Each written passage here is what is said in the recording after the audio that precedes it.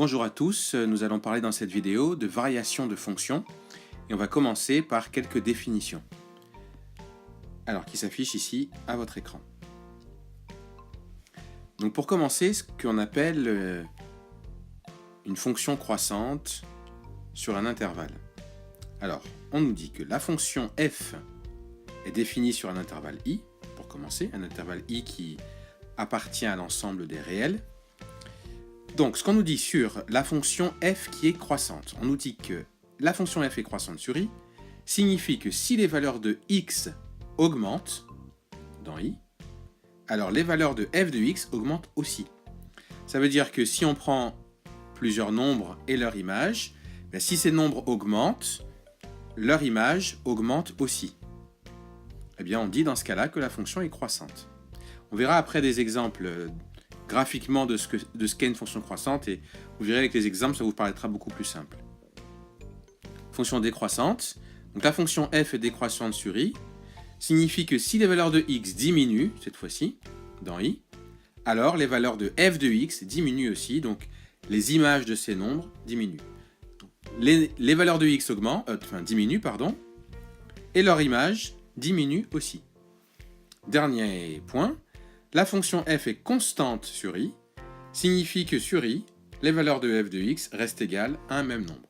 Ce qui signifie que quel que soit le nombre que vous allez prendre qui appartient à l'intervalle i, son image sera toujours le même nombre.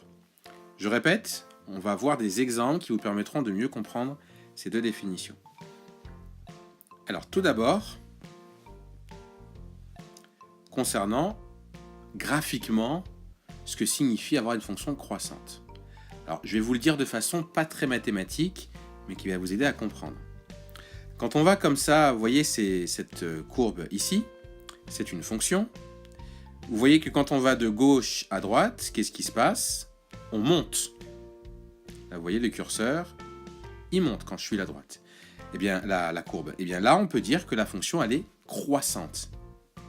Elle croît. C'est ça que signifie la définition. C'est-à-dire que, vous voyez, les valeurs de x augmentent, mais les valeurs de f de x augmentent aussi. C'est ça que signifie une fonction croissante. Et cette fonction, elle est croissante sur l'intervalle moins 3, 3, puisque vous voyez que les valeurs de x, elles sont comprises entre moins 3 et 3. Voilà pourquoi on dit tout ça. Maintenant, on va parler du deuxième exemple, cette fonction ici. Vous remarquez que jusqu'ici, la fonction est croissante et qu'ensuite, elle est décroissante. Donc, on va dire qu'elle est croissante pour les valeurs de x allant de moins 4 à 0. C'est sur cet intervalle-là qu'elle est croissante. Donc, sur l'intervalle moins 4, 0.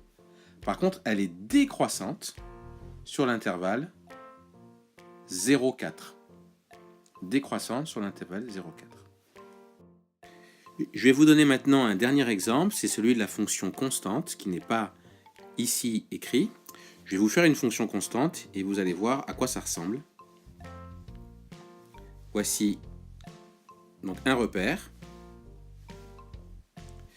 Une fonction constante, c'est tout simplement une droite qui est parallèle à l'axe des abscisses.